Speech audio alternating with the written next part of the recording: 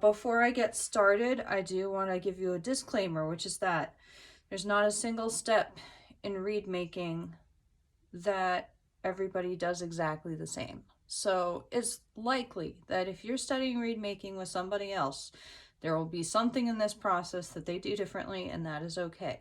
As one of my former teachers used to say, many paths lead to the top of the same mountain. So, forming. Forming. We're not forming today. We're tying.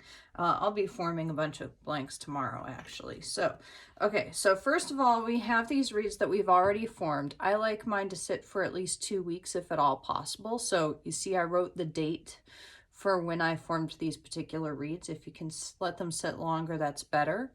If you have to do a quick form, that's okay. It's not the end of the world. I've just found that you're going to have to fight the reed a little bit more to get it to be the shape you want it to be. So that's why we let them sit as long as we do.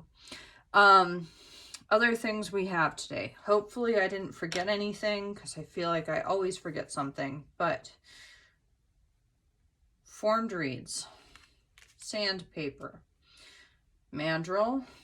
We're actually going to use the thread off these reeds, so we don't need that. Ruler. Be sure that you get your ruler from a double reed supplier. You'd be surprised how often rulers just aren't actually accurate, because most people just want a rough guide to how long something is, and for us, we want a very, very exact guide. Needle nose pliers. I like the kind that you get like at the hardware store or like AutoZone or whatever, because I find that they have really good wire cutters, and I think they actually, they're just a little bit stronger than like the specialty pliers that you can buy in the stores for like double reed players. That's just my take, but your life is going to be a lot better if your pliers have really good wire cutters on the back. X-Acto blade, reamer, thread. So for mine, I use 100% nylon thread. This is the kind of thing that you can find at Michael's or Hobby Lobby or Joann Fabric. You know, a lot of people get very excited about their reed thread, and you can buy specialty dyed reed thread that's very pretty, but I tend to think more economically. So this is a pretty cheap option. I think I paid $3 for this skein, and I'm about halfway through it, and it's gonna, you know, probably 700 reeds to this thing. Reed wire. Now, a word about the reed wire. I have noticed lately, so this is 22 gauge brass wire, which is what you're supposed to use for reed making. But I've noticed lately that my students have been showing up with reed wire that looks just like this, that has been sold as 22 gauge wire, and yet somehow it is thicker than mine. This is something I've been running across a lot lately. I don't know what's behind it. I think it's related to the ruler. I think that double reed players are really unusual in that we need something that's very precise and very consistent, and most of the rest of the world is not like that. I don't have a solution for you. I don't know where to get, I can tell you where I got this reed thread or reed wire, sort of. I got it at a TMEA convention a couple of years ago. TMEA stands for Texas Music Educators Association Conference. And if you've never been, it's really hard to describe exactly how big it is. You know, they say everything's bigger in Texas. The TMEA conference is a really good example. I would say there's probably 50,000 people in the building at any given point. So we have a lot of vendors. I feel like I probably picked this up from River City Reeds, which is based in San Antonio, but who knows? Maybe I got it from Midwest or Vocal Majority. I don't know who. I think it was River City Reeds, but maybe it wasn't. So just keep in mind that lately the reed wire has been trending thicker, and it's a lot harder to use if it's thicker. All right, Duco cement. Duco cement used to be super easy to find, and it's gotten a little harder to find. I found that, well, you can always order it online, and most double reed suppliers will sell it, but also Small, independently owned hardware stores usually have it. I have found that Ace Hardware usually has it. It's in the adhesive section. There's not really a good alternative to Duco except for hot glue. Nothing else I've found really works quite as well. So Duco cement, stock up on it if you can. And then I have a paper towel. And this is supposed to be an Altoids box. I understand it's not an Altoids box. The reason it's not an Altoids box is because I tend to give them away. It's hard for me to hold on to those Altoids boxes. I use them as reed cases, especially for my students. And if I hand a reed to a student and they don't have some place to put it, I'll usually give away whichever Altoid tin I have. So here is a DuckTales pastel tin that we're going to pretend is an Altoids tin. Regular size Altoids. Okay, so we're going to get started, and this process is not going to take you as long as it's about to take me. It's going to take me longer because I'm going to explain everything as I'm doing it. And then once I'm done, I'm going to wrap or read the way that I usually do, and it will hopefully be a little bit faster. So start with the blank, and yeah, we can call it a blank at this point. We're just going to take all the string off of it.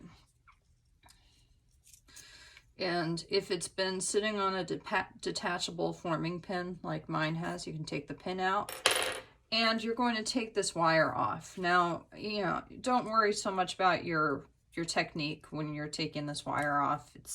We worry a lot about how we tighten wires, but it doesn't really matter what you do to get it off this time. Just avoid grabbing the reed by the blade and twisting because that'll crack it. Okay, next step is we're going to bevel the reed.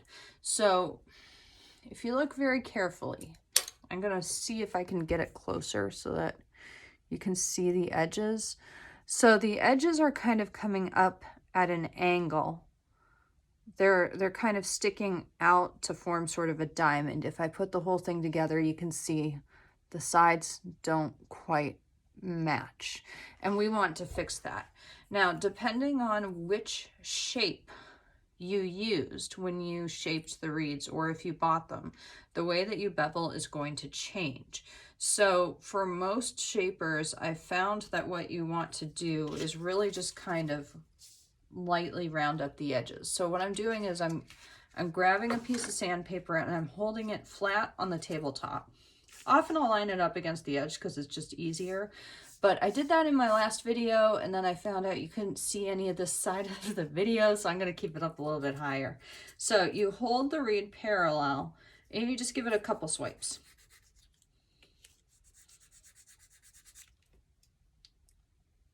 Like so.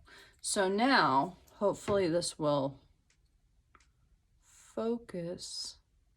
There you go. It's just a little bit more rounded than it was before. Now, I use a bell shaper, and the reason I like the bell shaper is because it's got a pretty pronounced flare at the end, which means I can be a little bit more precise and a little more extreme with my beveling. So what I will actually do is I will measure a 1/2 inch up the reed. That's usually roughly halfway up the tube. So mine measures 30 seconds, so that's 16 30-seconds. And I will mark it, and I'll mark it on both sides, like so. Now, again, lining the sandpaper up. This is probably 500 grit or 600 grit sandpaper. For most of my reed making, I will use minimum 500 grit. For the beveling, you can actually use something coarser. And in fact, I've seen people use emery boards. And for this stage of reed making, I think that's okay. So hold the sandpaper flat against the tabletop, line up the line that we have. So if I do this side, you can see the line a little bit better. I hope it's right there. And then you're just going to go back and forth. Small motions. You don't need to go very far. And you're going to continue that until you get a surface I'm trying to get it to focus just on the reed, but it really likes the background. The surface should be flat. So if I hold my finger under it, it should be just flush with my finger. And I'm going to do that on the other side too. Notice it's not taking me very long to do it. There we go. So now if I just line up, I need to do a little bit more on this side.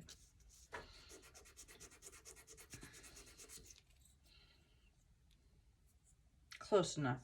So now if I line up the tube, it makes almost a perfect circle just on its own. All right, so the next step is I'm going to tie the reed onto my mandrel using the thread that I just used that was just holding the reed onto the forming pin. And we're going to put it about most of the way on the mandrel. It's going to go a little bit higher. Like on my mandrel, you can see where the reed usually goes. I'm going to go just a little bit higher than that. We want the edges to almost completely come together, but not quite come together. You see there's just a little bit of space right there, and that's what we want. And we're going to just wrap the bottom 1/2 inch or 1/4 inch of the reed. We're not going to tie it. We're just going to wrap it enough times that it'll stay put. So like it's not going anywhere now. And at this point, we attach the wires. So here's how I do my wires. I cut them to be about 1.5 inches long, like so. And I'll normally cut a whole bunch of them at once. So you can see I did some extras before I started this video. I'm planning to tie more reeds today, so I won't have to cut wires every single time I'm making a reed. Now, this is a step that not a lot of people do, but I think it actually really does help. And that is, we're going to close the tin and we're going to shake it kind of violently for about 30 seconds.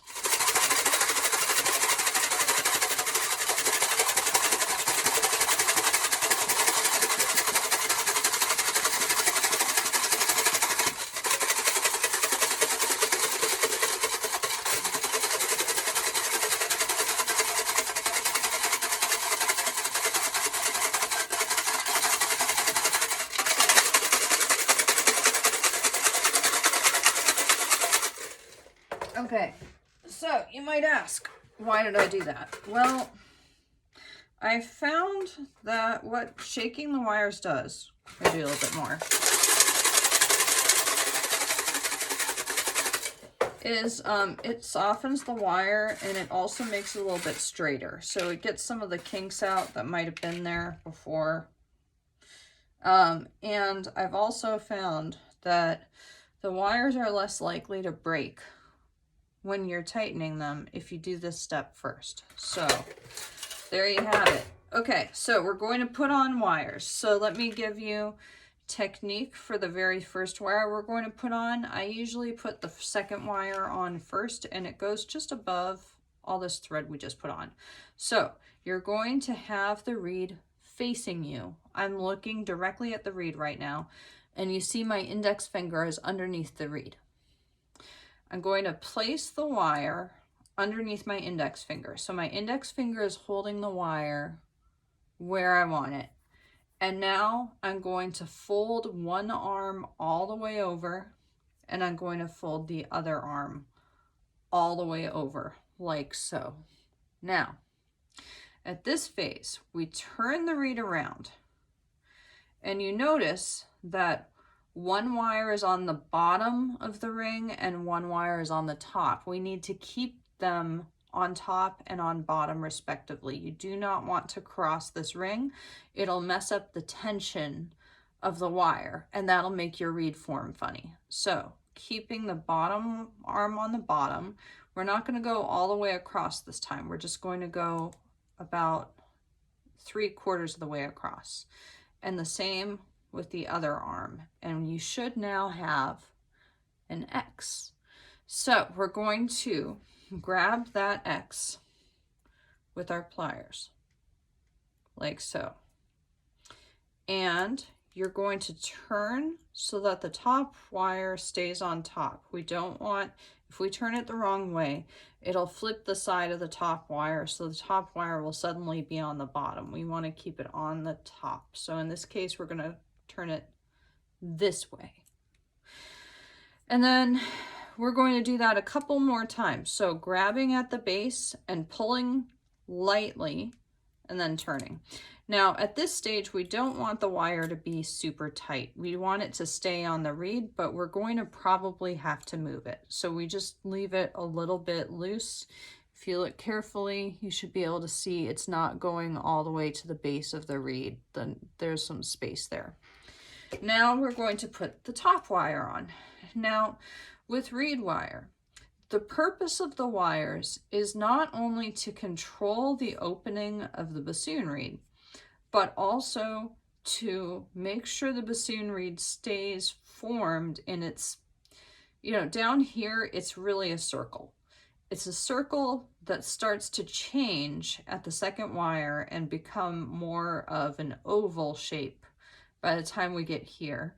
And by the time we get all the way to the tip, it's a pretty extreme oval shape. It's almost like a UFO flying saucer shape. I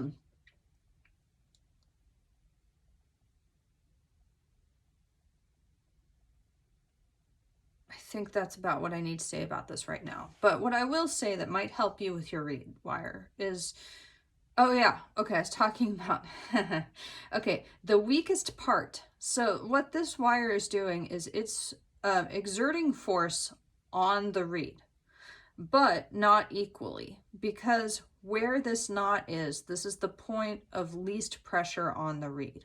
If the knot isn't centered on the reed, or if we have all of the knots on the same side of the reed, you're not distributing force efficiently, and the reed is going to deform a little bit, which we don't want. We want to produce the most symmetrical reeds that we can. Not every bassoon reed is going to be a good reed, but we want to give them all a fighting chance by making them as uniform and symmetrical as possible. Okay, so wire number 2, the knot needs to be facing the opposite direction. So I'm going to look at the reed with the knot facing me, and when you place the wire like so, know that the knot is going to end up on the opposite side of the reed. So I'm looking at the opposite direction that I want the reed to be, and just like I did before, you fold, you're holding it with your index finger, then you flip to the other side, and you fold again, tighten in such a way that the top wire stays on the top of the knot. It does not move to the bottom of the knot, and you notice that my wires are not crossed. Okay, now, and again, we tighten enough so that the wire stays on the reed. We don't need it to do anything. We don't want it to be perfectly tight just yet. Now we're going to unwrap the reed.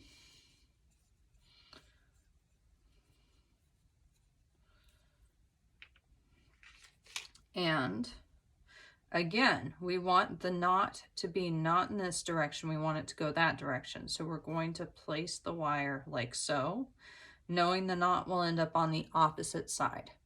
So fold, fold, flip. Sometimes I'll hold the wire by the sides when I get to the other side. Fold, fold, and twist so that the top wire stays on top, does not go on the bottom. I probably should do a wire wrong so you can see what it looks like when the wires are crossed, but frankly today I don't have the moral strength to do that. It would just bother me way too much. So I'm not doing it. Okay, so at this point, we're going to start tightening the wires. And when we tighten the wires and we place them, it's good to know what each wire does. The function of the bottom wire is just to make sure that the reed forms properly onto the bocal. Luckily, the inside of your mandrel is the same shape as your bocal. So as long as the bottom of the reed forms perfectly to the mandrel, it will form to your mandrel, or to your bocal. The second wire is kind of the center of gravity for the reed. This is really where the shape of the reed starts to change from round to oval. So the placement of the second wire is very, very important to how the reed's going to function. The third wire is mostly there to control the response of the reed. So what we think about, especially with the first wire, the top wire, is how far away it is from the collar. If it's too far back, you're not going to have a lot of response. And again, if it's too far forward, it's going to be a little uncomfortable for you to play. You're going to lose a little bit of resistance if it's right at the collar. So, okay, first, the third wire. We usually call the bottom wire the third wire. I like mine to be between 1/4 of an inch and 3/8 of an inch from the bottom. If it's too high, the bottom of the reed's not going to be perfectly round and it's not going to fit on your bocal. If it's too low, there are two things you're going to run into. First of all, it's more likely that this third wire will just fall off the reed at some point. And second of all, it's going to be really hard for you to tie a good turban on a third wire that's too low. So that's why I put it where I put it. Taking my ruler, I don't usually measure the third wire anymore because I know what I want it to do, and I've done so many of these. So it's just a little bit less than, so this is 6/32 of an inch from the bottom of the reed. That would be 3/16. There we go, 3/16. I like that measurement. Okay, so I'm going to line it up, and now I'm going to start really trying to tighten. So to do that, I'm going to brace the mandrel against my first finger, and that's going to go just underneath where the wire is. I'm going to use my thumb to hold the reed and the wire. Now, grabbing right where the X is, pulling out, and twisting. I'm only twisting so far as I get rid of all the slack that I created in the reed when I pull. So watch again, grab it as close to the base of the knot as you can, you pull, and then you twist. And at this point, I'm going to take off this extra wire. The wires are where you're going to cut yourself.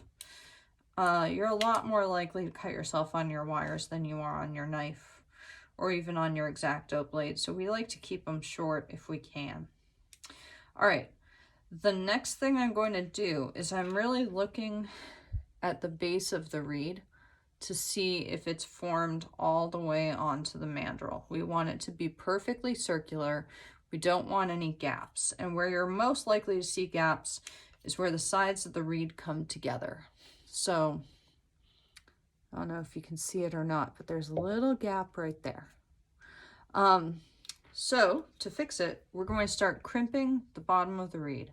So what I'm doing is I'm taking my pliers and I'm essentially crushing the bottom of the tube of the reed against the mandrel. That should give me a little bit more space to tighten just a little bit more. And it's getting closer. It's not quite where I want it, but it doesn't need to be perfect right now because I like to tighten my wires gradually. So now we're going to move to the first wire. First wire needs to be about 1/16 of an inch below the collar. So here's the collar. It's over here too. And you almost just know where this one goes because you look at the first wire all the time. It's just sitting there looking at you. So you'll be able to start estimating this one fairly quickly. When you're measuring wires, you measure from the center of the wire, not from the top, not from the bottom, from the center. Now, this one's a little off center, but I have found that if you grab the center of the knot, you pull straight out and you twist, the knot will fix itself. Get rid of that extra. Do it again. There. The first wire does not need to be perfectly, as tight as you can get it. You don't necessarily want it to be super tight. And it's really easy to tighten the first wire later if you really feel like you need to. Okay, the second wire, I mentioned the placement is important. You want to measure from the first wire to the second wire. I like my second wire to be 3/8 of an inch below the first wire. That is the same as 12/32. A lot of people will put theirs at 10/32 or 5/16 of an inch. I like mine a 1/16 of an inch lower. So measuring. Okay, so right now, I hope you can see it, but it's a little bit low. So we're going to take our pliers and put both arms of the pliers underneath opposite sides of the wire, and you're going to just walk the wire up one side and then the other. Now let's check and see where it is now. Yeah, okay, that's where I want it. So again, grab the pliers, try to get near the base, pull out, and only turn until the slack is gone. Let's see if I'm still in the right place. Yes, I am. Okay, now we're going to go back to that bottom and see if we can get it to form a little bit better. So we just start crimping. Sometimes I'll crimp between the second and third wire as well.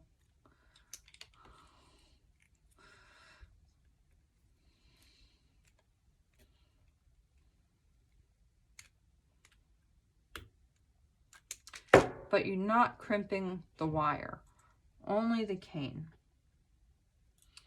Okay, see if I can tighten it a little bit more.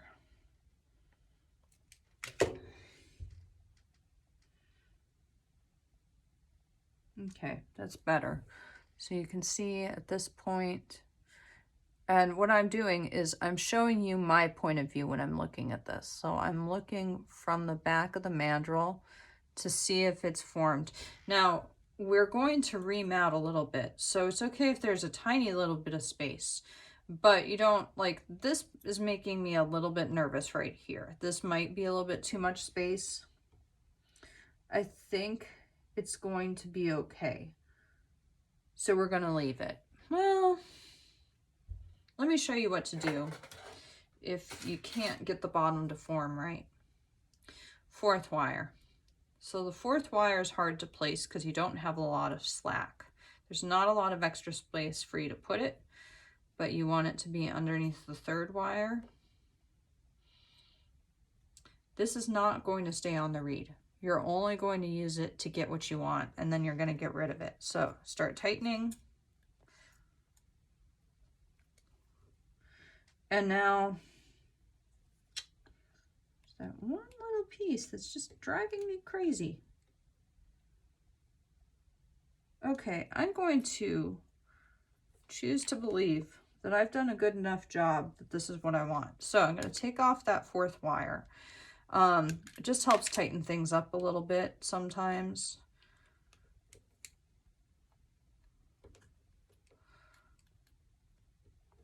All right, and now for the actual tying. So what we just did with the wires, this is the most important part. You can make a reed that isn't beveled and it will still work. You can make a reed that you cover in glue or, you know, paint or thread, or I used to not even put thread on my reeds. I used to just put Duco on them and they were okay. The wires are very important. The thread is mostly cosmetic. I do think it helps the reed maintain its shape a little bit. And the other benefit of wire or of thread is that it makes it easy for you to tell your reeds apart. So if you have a reed you like, it's easier for you to remember which one it is. People get very excited about their thread. But the wires are doing most of the work, which is why I use nylon thread. You don't need something that has a lot of give, because ideally the shape of the tube should not change at all, even if you don't wrap it at this point. Use whatever you want. Just, I have found that if you use sparkly thread, you have to cover it with extra Duco cement. The sparkly thread, I don't know why, you just need more Duco to get it to work very well. Okay, to cut the thread. So you won't be able to see this part because it's hard for me to move my camera right now. But I usually go for an arm's length and then about another half an arm's length. I would always rather have too much thread than not enough thread. It really sucks to be like 3/4 of the way done with a really beautiful turban and then you realize you don't have enough thread to finish it. So, erring on the side of too much thread.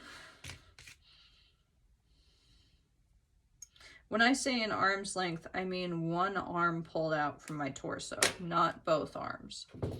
It's not quite a double arm's length. Although, actually it is. It's a double arm's length. Okay, then we take the Duco cement. So Duco cement, if you get it on your clothes, it is never going to get off of your clothes. You can keep wearing those clothes, but they will always have Duco cement on them. I don't care how quickly you wipe it off, and I don't care what you use to try to get rid of it. It's not going to work. So I recommend you do this step over a paper towel or over pants you really don't care about. It took me a long time to learn this. So we're going to put Duco cement on everything below the second wire. This is going to seal the tube. Sealing the tube prevents it from expanding and contracting as much when you're playing it. Makes the reed last longer. So there you have it. Okay. I like to just spread it with my finger. I feel like I get a more even seal this way. The Duco will not come off your clothes, but it will peel off your fingers. There are some people who like to just use the nozzle of the Duco cement tube to smush around the Duco cement. But pay special attention to the sides of the reed. You really want to make sure that the sides of the reed are sealed and there's not going to be any air coming out. All right. So to tie, this is how I tie a turban. So I've got the bottom wire. I'm going to cut it about as short as I can. And then I actually bend that third wire down. So like so. I'm going to use that bottom wire to kind of help hold the thread a little bit. So, okay, so I'm cradling the reed with my first finger and I'm going to hold the thread on the third wire with my thumb, like so. So I'm just holding it in place. Then we're going to thread that third wire underneath, and you make sure that the thread crosses that sticking up thread on the first revolution. That's what's going to hold your thread in place. Okay, at this point we start to form the turban.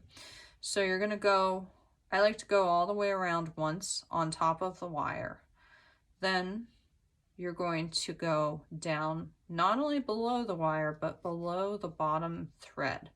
You're going to stay there until you get about halfway around the reed. Then you're going to go back up. It looks like it's about 45-degree angle. That's about what you should be shooting for. Maybe closer to a 40-degree angle. I'm not sure. Okay, then we go again all the way to the top of the thread, and you continue until you pass the last time you went down. When you pass the last time you went down, you're going to mirror that in the thread. So now the thread is going down. I like them to be about 1/16 of an inch apart. Now we stay down until we pass the last time we went up. We're going to pass that, and about 1/16 of an inch later we go up. And we continue this pattern all the way across. So there's the last time I went down, mirror, stay at the bottom. There's the last time I went up, mirror. Notice I'm moving my left hand and not really the reed. I'm just using my right hand to rotate the reed, and then I'm moving the thread up and down with my left hand. Okay, so the distance between these threads, I call them waves because to me it looks like a sine wave. The distance between the waves is going to determine the size and shape of your turban. If the waves are very close together, you're going to get a shorter, fatter turban. If the waves are really far apart, you're going to get a very tall, very shallow turban. That's why I like them to be where they are, about 1/16 inch apart from each other. If you've never done a turban before, your first one's going to be pretty bad. It's okay. After your first one, they will all look better. Each turban will look better than the last one you did. All right, now, knowing when to stop the turban is tricky. But what I'm really looking at is the bottom of the turban. I want a little bit of cane to still be exposed at the bottom of the turban. This will prevent the turban from falling off of the reed.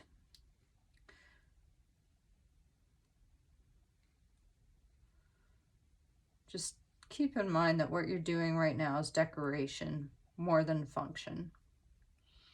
Okay, so I'm going to choose right there. I'm going to end my turban. So I'm going to go back up. You always end the turban on top.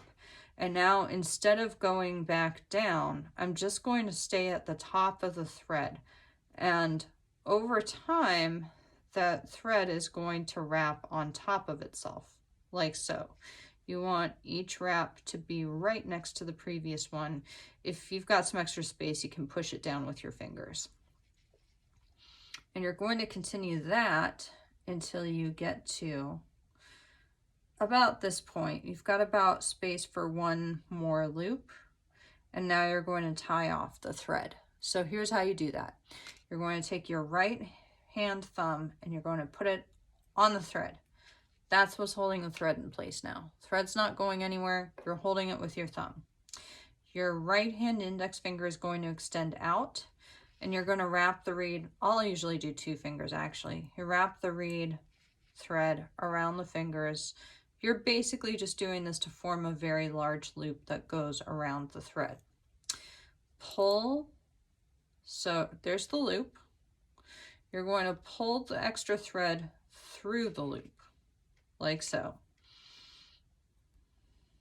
And then make sure that you position the loop so that it is underneath the wire. Once you are sure the thread is exactly where you want, you can release your thumb and pull.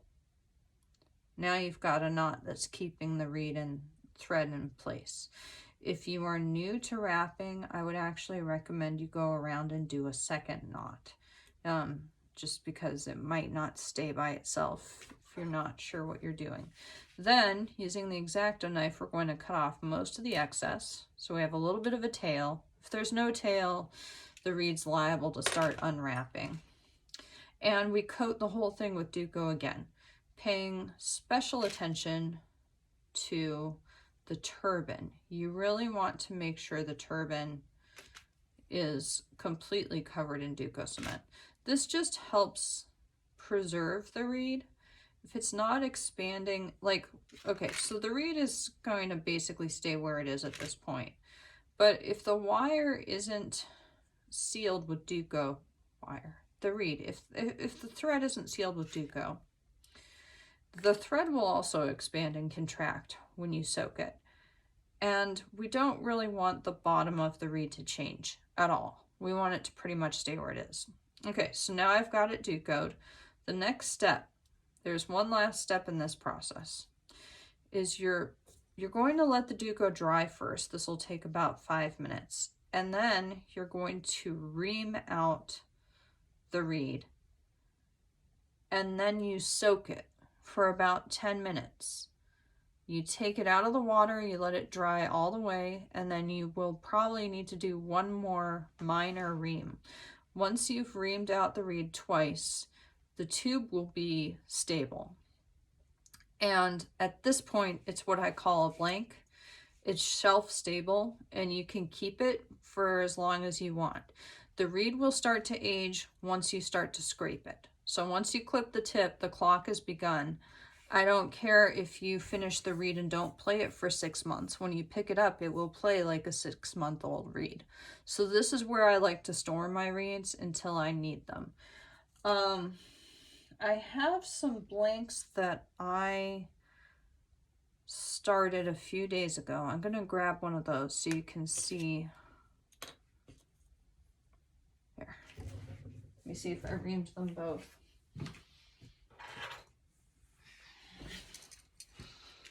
No, I didn't. Okay, so I reamed this one. I can tell because the hole is pretty darn circular. If you look at this one, there are some angles that still exist. So I think this one I didn't ream. Notice that with both of these, I've turned down the wires. I do that before I ream, and certainly before I store the reeds. You can put a hole in other reeds with these wires if they're sticking out. So to ream, you rotate the reamer. You do not rotate the reed really. You just hold the reed steady. I like to do this when I have a mandrel or a bocal out, so I can make sure that my reed fits steadily on the bocal. Sometimes people will measure on the reamer exactly how far the reed is supposed to go on for it to be perfectly reamed. All right, I think that's enough for today. So that is how you tie a reed. If you haven't had enough and you just need to see me tie another reed, I'm going to do another one right now without, like, I'm going to do it at the regular rate that I tie a reed. I'm not the world's fastest tire, but it'll be a lot faster than what you just saw me do. So here we go.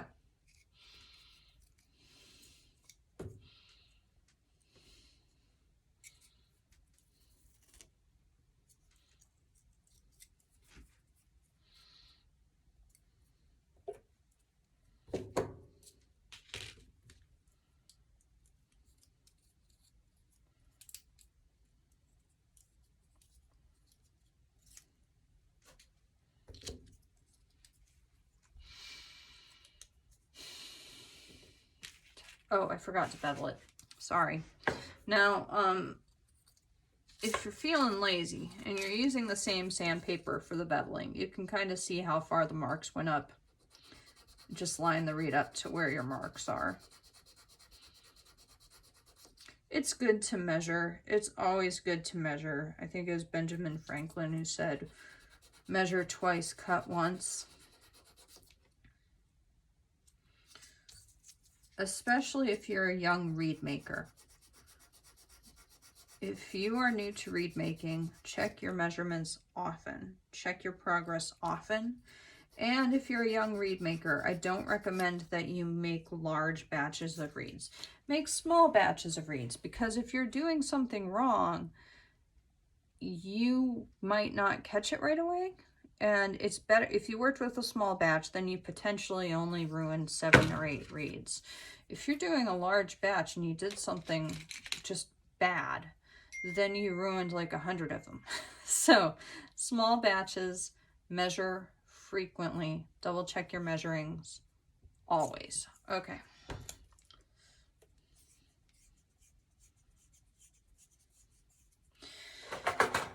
And wires. So 1,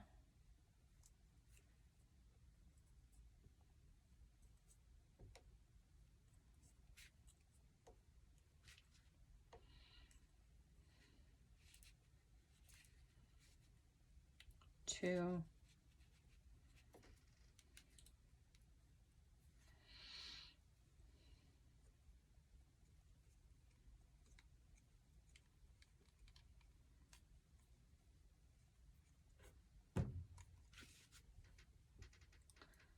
3,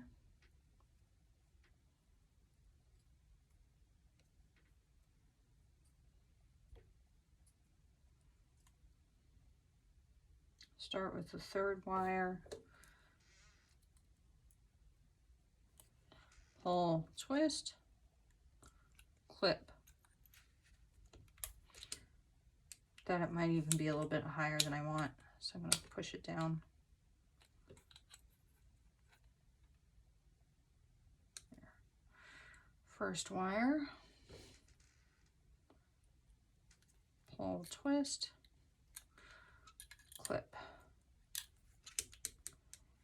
All right, now we check the second wire.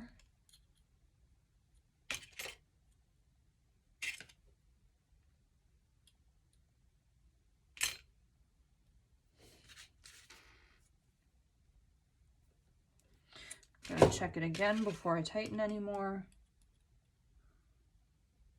Yeah.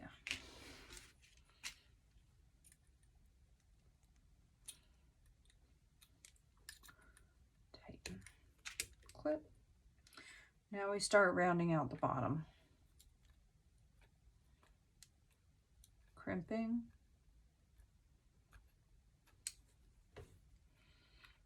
Pull. Twist. Check. This one's turning out a lot better than the previous one. Okay, one more. There.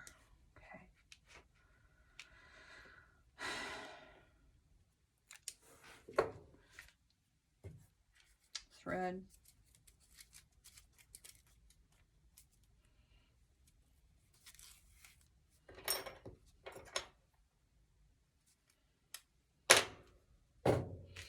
Duco.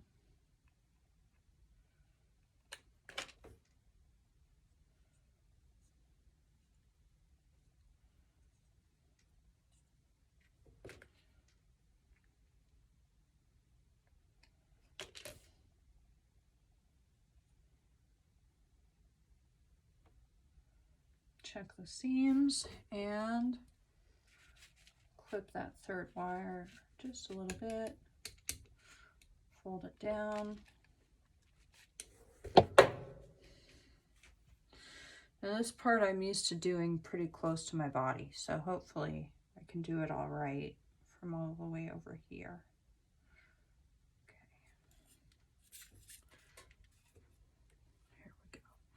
So it's fastened.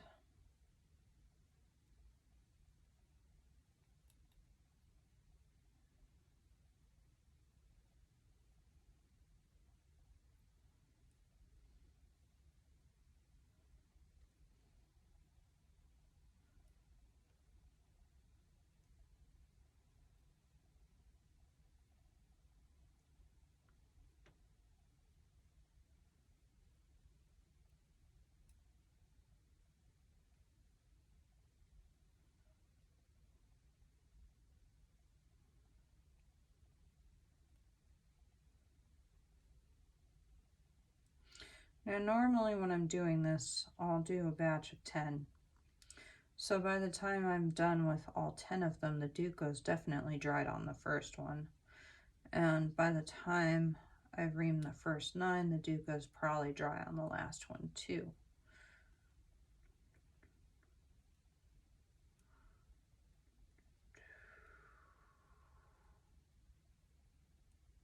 Okay, let me call that good. Start to wind up.